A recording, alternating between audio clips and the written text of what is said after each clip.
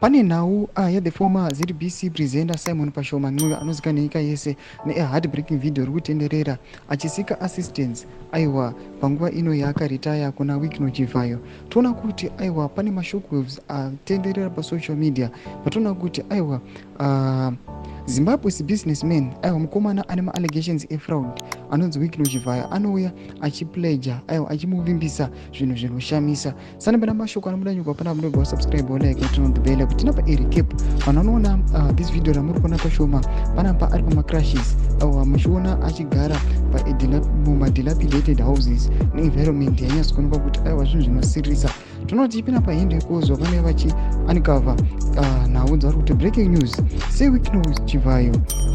has pledged $20,000 cash and a single cab vehicle to former ZBC Radio 2 presenter Simon Pashoma Ncube. Ndo mashokana yacho panapa tiona kuti iye akanisa appeal yake pasocial media achiti aiwa vana Wikino Chivhayo ngavamurangarirewo panguva ino yaakaritaya achiti aiwa ngavauye vambomuonawo noda kwokuti aiwa kunyange zvake akaseva kunyange zvake anga ngari patriot achirwira nyika yeZimbabwe but at the end now our retirement aiwa akutya nhoko dzezvironda but vanhu vanoona breaking news Wikino Chivhayo aiwa chimudonetera mazakwatira emari akadai. Tudze mafunguro echimoti kudi pamusoro pechitiko ichi vabhinango mesection medu musanosubscribe or like ponchitontana on the bell icon.